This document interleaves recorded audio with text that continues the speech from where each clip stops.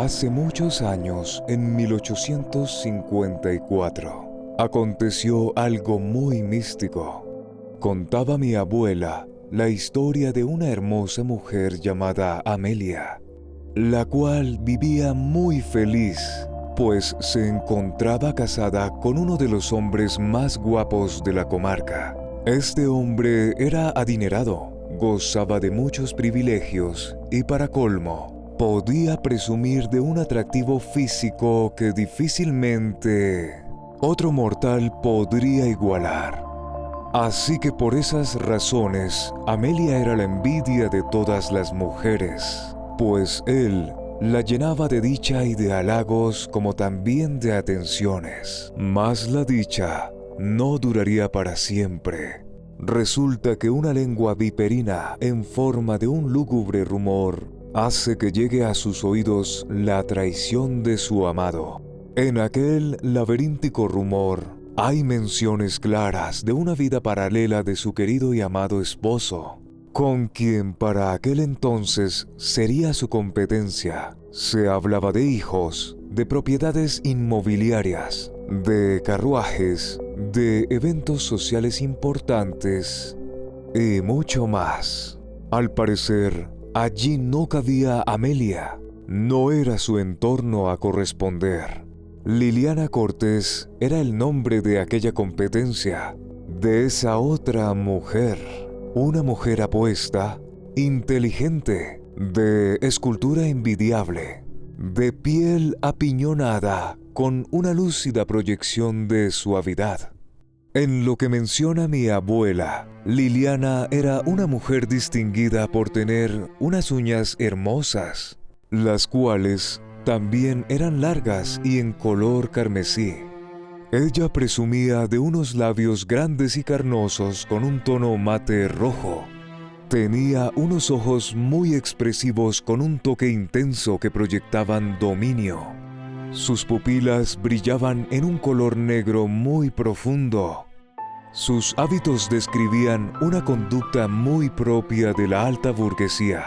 Su caminar cadencioso llamaba la atención de aquellos lados por donde pasaba.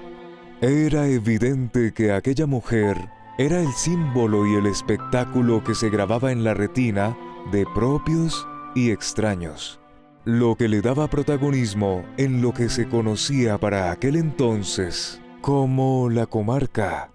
Liliana era una mujer mezquina, egoísta, acostumbrada a conseguir a cualquier precio lo que ella consideraba merecer. Tanto así que se habilita la posibilidad de que Liliana supiera de la existencia de Amelia en la vida del señor Edgar Van Higgins. Y como Liliana se distinguía por ser una persona inescrupulosa, sabía que en su mirada existía el fervor llameante del desafío que representaba. Es por eso que decide arrebatarle su felicidad a Amelia, significando esto la destrucción de los sueños de Amelia o de cualquiera que se cruzara en su camino. Es por eso que Liliana, acostumbrada a conseguir lo que deseaba a toda costa y sin miramientos, decidió visitar a quien se distinguía para aquel entonces como la emperatriz de la ruina. Se le distinguía así, en base a que sus hechizos garantizaban calamidades a quienes eran víctimas de ellos, lo que, por supuesto, alimentaba el miedo y el pavor en toda la comarca. Es por eso que se acostumbraba a hablar con mucho respeto del título de aquella bruja. Sin embargo, a pesar del miedo y ese respeto que le tenían a la emperatriz, las personas acudían a ella sin importar el precio que tuvieran que pagar, algo muy propio de la misma Liliana. En aquellas memorias de mi abuela, cobra sentido y relevancia el hecho de que Liliana se sometiera a una fórmula mortuaria dictada por la bruja, pues resulta que la emperatriz de la ruina le exigió a Liliana tomar la vida de 7 gatos para abrir sus almas y tomar con sus manos las vísceras. Esto con la intención de terminar el conjuro que ella tanto anhelaba. Con algo de asco, pero con tal de cumplir su propósito, lo realizó. Y es así que vació en el caldero pestilente de la emperatriz su sangre. Esto último fue producto de un corte que tuvo que realizarse en su mano izquierda, con la intención de perfeccionar el hechizo. Para la noche, con sus manos huesudas y con uñas de gavilán, la emperatriz tomó de sus recipientes de barro polvos de huesos triturados de aquellos cementerios antiguos. Tomó también un poco de tierra de cementerio y, riendo con carcajadas que rompían el silencio y te helaban la sangre, y esto último lo hacía mientras batía su caldera en aquella trémula cabaña escondida entre los árboles. Con voz siniestra, la emperatriz le advirtió a Liliana que por ningún motivo saliera de la cabaña hasta la luz del alba, pues con ese conjuro se exigía el respeto de ciertos límites dibujados en diagramas que, de ser rotos, tomarían el alma de quien allí estuviera, pues aquellas entidades ya estaban en la cabaña, debido a que atendieron el llamado de aquel conjuro. Mi abuela mencionaba que se decía que Liliana, con mente turbia y algo asombrada, veía cómo el cuerpo de la emperatriz levitaba, al mismo tiempo que las ventanas se abrían y se cerraban de forma violenta. Los pisos crujían y hacían movimientos que daban la impresión de vértigo. Y en los espejos que la bruja tenía, la imagen de Amelia aparecía. Y es así que el hechizo estaba hecho. También cuenta mi abuela que al parecer el hechizo ya tenía un prominente avance y que esto también lo pudo notar el fraile Tomás de Belalcázar, mientras atendía a su sorpresivo visitante, el señor Higgins, quien para ese momento le confesaba que sentía una profunda atracción hacia la figura y la persona que tenía por nombre Liliana Cortés. El fraile Tomás, con suma advertencia y temor, le indicaba a su apreciado visitante que debía tener mucho cuidado con lo que declaraba, ya que él sabía de las artimañas que usaba Liliana para conseguir aquello que anhelaba. Pero la soberbia del señor Higgins era el típico reflejo de un efecto desatado en lo que se entendería como la hechicería certera y eficaz de quien se distinguía en aquella comarca como la emperatriz de la ruina. En ese momento, el fraile Tomás de Belalcázar, al verse retado por la actitud del señor Higgins, toma una postura neutra, suspicaz e inteligente, y esto último lo hace con el fin de honrar la discreción de sus palabras. Con lo que no contaba el fraile Tomás era que existía una presencia oculta entre las sombras del confesionario, la cual recepcionaba los murmullos entre sus paredes. Aquella presencia era la de nada más y nada menos que la del sacristán del monasterio. Su nombre era Hildebrando. Hildebrando era el bardo de la comarca. Fue aquel que se distinguía como un sutil músico poco apreciado y tenido en cuenta. Era alguien como el viento, aquel viento que viene y que va. Era la típica representación de lo que todos ignoran pese a saber que ahí está. Hildebrando tenía el mal hábito de escuchar los rumores o las confesiones que en aquellos pasillos se realizaban, y con malicia y necesidad de atención, él contaba todo aquello que escuchaba. Todo esto lo hacía debido a que deseaba sentirse importante dentro de la comarca. Esta misma figura es la que acude con lengua viperina a tocar los oídos de Amelia. El ingenioso plan de Hildebrando es acudir inmediatamente al páramo donde se ubica Amelia, antes de que Hildebrando pueda labrar su rumor con actitud cizañosa. Amelia ya venía padeciendo los efectos del hechizo, y por tal razón presta atención a las filosas palabras de Hildebrando. En aquel momento, Hildebrando le comenta a Amelia que hay un rumor muy fuerte e intenso que tiene eco en la comarca, y que dicho rumor advierte de que su querido esposo está enamorado de Liliana, hija de la familia más encumbrada de la comarca, los Cortés. En ese momento, Amelia, al escuchar este rumor, deja caer sin querer la leña que llevaba en sus brazos para alimentar su hoguera. Y es así como se rompe en llanto para correr a escribir en su diario, mismo diario donde grababa la razón de sus males en aquella casa.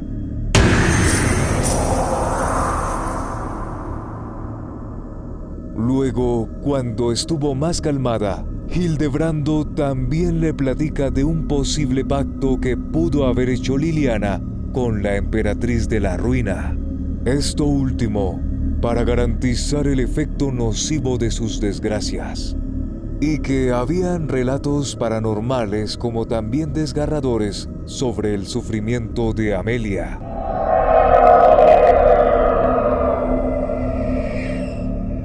Algunos escritos sustentaban lo siguiente.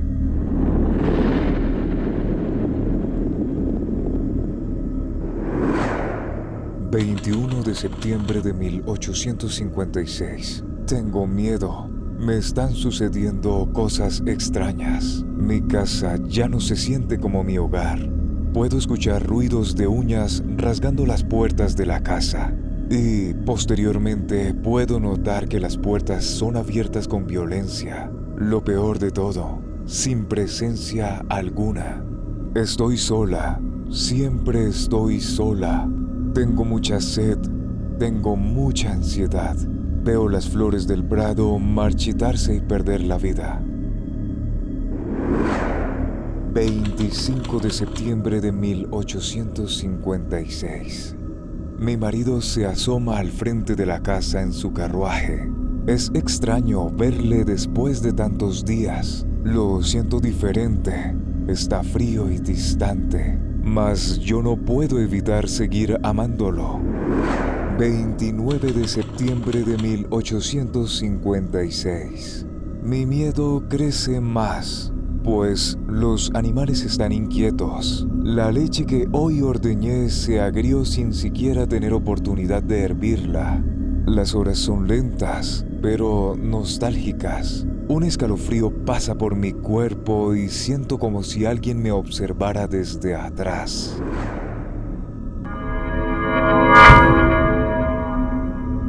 Lo que me inquieta es detectar el tic-tac del reloj de péndulo que posa en mi sala. Su precisión genera extrañeza mientras veo el sol ocultarse. 4 de octubre de 1856.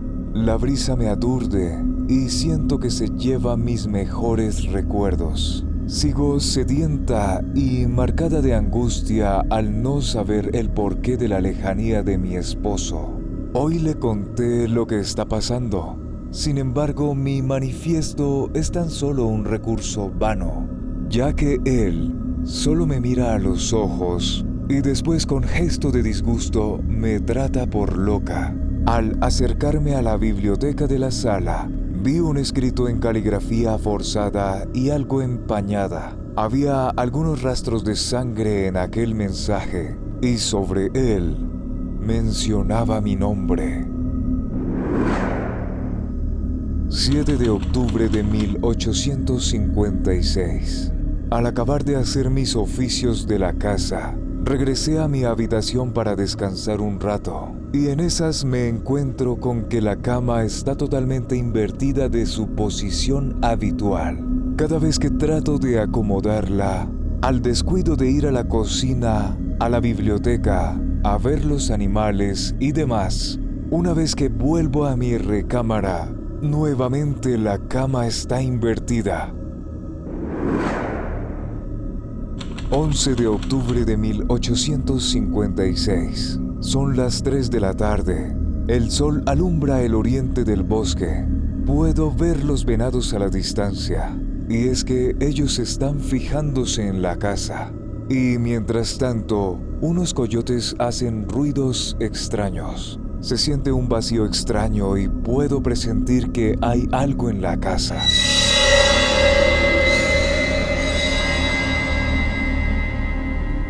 A la distancia se puede divisar cómo se quedan inertes aquellos venados. Pareciera que se trataran de estatuas. Al anochecer, aquellos quienes son mis perros y leales y únicos compañeros, Odín y Vanir, se comportan extraño. Han comenzado a ladrar desde las 7 p.m. Y lo que más me aterra es ver a mi gatito de ojos zarcos y pelaje negro seguir con su mirada de asombro, algo que yo presiento pero no veo. Siento mucha tristeza en los pasillos. Los cuadros de la casa se empiezan a mover de sus paredes. La cristalería de la vajilla comienza a presentar fracturas sin explicación alguna. 13 de octubre de 1856. Las razones que sustenta mi esposo ante su partida se reducen a trabajo. Sin embargo, un presentimiento me invade y no me deja conciliar el sueño y lograr la paz. Escucho unas cadenas arrastrarse por debajo de la puerta en mi recámara. En ocasiones, escucho a una lechuza que se para en un árbol que apunta hacia mi ventana. Y posteriormente, retumban los chillidos de un ave extraña en el techo de mi habitación. Seguidamente, puedo percibir los ladridos incontrolables de Odín y Vanir. La forma en la que ladran no es usual, y presiento que ven y sienten algo muy peligroso que yo apenas si puedo percibir en el ambiente.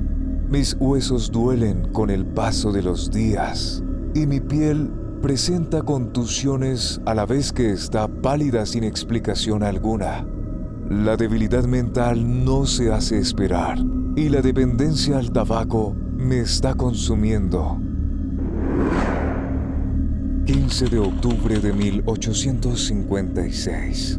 Al pasar el día, he revisado los animales. Aún no encuentro razones de peso para entender la ausencia de mi querido Higgins. La debilidad por los oficios del hogar me consumen. Pero lo más curioso y aterrador viene en la noche, pues estuve cenando en compañía de Odín, Vanir y mi querido gato. Y nuevamente una sensación de tristeza me invade.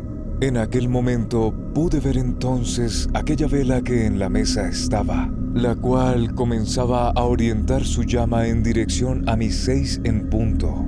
Y al mismo tiempo, en el reloj se detiene aquel péndulo. Acto seguido, pude ver cómo Odín, Vanir y mi gatito tienen los pelos erizados. Posteriormente, mientras observan en la misma dirección que apuntaba la llama de la vela, pude sentir que me atrapaban del cabello, a la vez que me tumbaban de la silla. Recuerdo que fui arrastrada de forma violenta y estrepitosa. Mientras eso sucedía, veía cómo me distanciaba de aquellos compañeros, los cuales, por supuesto, mientras contactaba la mirada, notaba lo perplejos y helados de terror que estaban. Minutos después, despierto sin saber muy bien lo que ha ocurrido. Odín, Vanir y mi querido gatito logran despertarme para hacerme consciente de que estoy en mi recámara. Al levantarme, puedo percibir que sale el sol de la mañana. No tengo hambre. Y al dirigirme al espejo, puedo notar unas marcas extrañas en mi cuello. Parece la mordida de un mamífero muy grande o algo sobrenatural. 17 de octubre de 1856. Mientras tomaba un descanso para mi cintura, mis manos volvieron a ponerse heladas, seguido de un dolor profundo en mis huesos. Lo que más me dejó impactada fue la silueta de aquella misteriosa persona que seguía dibujada a la distancia. De esto pude percatarme mientras observaba esa silueta detrás de mis dedos. Esa presencia me llenaba de miedo, y esa presencia me advertía de eventos dañinos al ocultarse el alba. He pedido a Dios que me ayude, pero me siento olvidada. Al arrodillarme frente a la cruz que se ubica en el umbral de mi casa, pude percibir que aquella cruz se ha invertido y mis fuerzas se empiezan a desvanecer. Al ver esto, no tuve más opción que salir corriendo hacia la cocina. Para pasar ese frío, traté de beber el chocolate de la jarra que estaba preparando, y en ese momento habría una señal muy siniestra de lo que ocurriría esa noche, pues el sabor a sangre al tacto de mis labios algo ya advertía. Es así como tuve que escupir el chocolate con mucho miedo antes de permitirme sentir asco, a la vez de que podía ver frente a mi casa a una silueta semihumana. Estaba parada allí y acompañada junto con otras. Y luego de ello no tuve más que huir corriendo a mi habitación, encerrándome en ella. 18 de octubre de 1856. No puedo más. Es suficiente para mí. No puedo soportar esta situación. En realidad, son muchos los eventos que me azotan. Es demasiada la zozobra que me invade. Siento que mi estómago se retuerce y no puedo parar de vomitar sangre. Mientras más me debilito, soy consciente de preparar el carruaje para salir de este páramo que me consume. Sin embargo, hay un trágico hecho que me aterra, y se debe a que el portón de la entrada no se abre por más que lo golpee. A la distancia puedo ver la forma de la luna llena. En ese momento puedo ver la interrupción de una sombra que se atraviesa justo en el tejado que se ubica en la zona de mi recámara. Con pavor corro hacia la casa para ocultarme de aquella presencia. Los caballos del carruaje relinchan sin cesar y advierten de que aquel terror se aproxima. Al llegar a la sala, cierro el zaguán y al reposar mi cuerpo en el suelo, puedo notar que hay alguien parado enfrente de mí. Puedo divisar que esa presencia tiene un látigo en la mano, y allí podía encontrar una mirada muy fría. Posteriormente, luego de un movimiento brusco, sentí que mi carne ardía, una marca que hacía pensar que era el mismo castigo del infierno. Mi dolor se acrecentaba en la medida que gritaba. Mis súplicas para nada ayudaban. Al contrario, era más fuerte el ardor, era más fuerte el maltrato que mi cuerpo sentía. De un momento a otro, escuché a mis leales compañeros ladrar con mucho valor. Y esto sucedió hasta que aquella presencia se esfumara y abandonara la casa. 20 de octubre de 1856. Ya no siento mi cuerpo, mucho menos mi espíritu. Solo me mantengo por el vínculo de mis compañeros en la casa. Mi reflejo en el espejo es solo un rostro demacrado que proyecta mucha tristeza. Hay dolor y miedo en él. Aunque quiero morir, empiezo a sentir rencor hacia quien se supone es mi amado, pues su ausencia y su abandono auguran el vil presagio del que fui advertida. Son las 10 de la noche y la ansiedad me trae de vuelta a escribir estos pasajes. Y esto último ocurre mientras veo a la parca posada en la cabecera de mi cama. Con una sonrisa desgarradora, ella me ofrece previamente un contrato. Me indica que de esta manera podría librarme de esta horrible tortura que estoy viviendo. Es entonces cuando he decidido cortarme el dedo anular de la mano izquierda y que de esta manera me librara de aquel hechizo. 26 de octubre de 1856. Mi destino está marcado ya. Esta noche para mí fue la más siniestra de todas. debido a que pude sentir presencias violentas tratando de ahorcarme. Trataban también de flagelarme y de arrastrarme por toda la casa. Inclusive llegué a sentir cómo mi cuerpo fue movido bruscamente mientras se veía impactado contra el mobiliario y las paredes de mi casa. En ese momento ya no sentía nada y por supuesto no sabía lo que pasaba. Solo sabía que mi cuerpo flotaba en un dolor sin calma. Y es así que entonces me preparaba para entregar mi alma con tal de que esto cesara. Sin embargo, una presencia autoritaria provocó que estallaran todos los vidrios de la casa, y con su hoz en la mano, atrapó a todas aquellas almas malignas que me dañaron. Mientras abría mis ojos de forma lenta y con mirada borrosa, pude leer el pergamino en donde ella anunciaba la fecha de mi partida. 29 de octubre de 1856. He leído a través del pergamino que mi hora se acerca. Por lo mismo, mi vida ya no tiene sentido. Estoy preparada entonces para lo que viene. Mi cabeza da vueltas y vueltas, con ideas y sentimientos que no terminan de fecundarse en mi razón. Es así que pude definir la corrosión de mi corazón. Y he tocado el punto máximo de destrucción. No tengo nada que perder. Al final, el nivel de intensidad amorosa que tenía por Higgins se desvaneció. Son tan solo un espectro que se carcome en el olvido. Con valor y voluntad firme, he decidido aceptar mi destino y entregarme a los brazos del innombrable. Quizás el ruido y la sensación de vacío en las tinieblas puedan convencerme de librar mi conciencia en aquella imagen perpetua. Estoy llena de locura, ansiedad y dolor, tanto así que he decidido acabar con este martirio. Y para ello debo ilustrar mis deseos bajo el instinto que proyecta una guía grabada en este grimorio, mismo que se ilustra como el portal de aquel reino distinguido en las corrientes del mortuario maligno. Contaba también mi abuela que el 2 de noviembre de 1856, con un llanto desgarrador que se dibujaba en su rostro bañado de lágrimas, se arrodilló Amelia a las afueras de su casa, justo frente al portón, pidiendo con rabia y desdén la venganza. Tan fuerte fue su llanto y tan grande su dolor, que con gran desesperación maldecía y rogaba que alguien la vengara. Y exactamente al sonar la última campanada de las 12 de aquella iglesia lejana del páramo, en donde por supuesto ella se encontraba, un viento fuerte sopló y con él se llevó la luz de las velas. Aquel portón se abrió.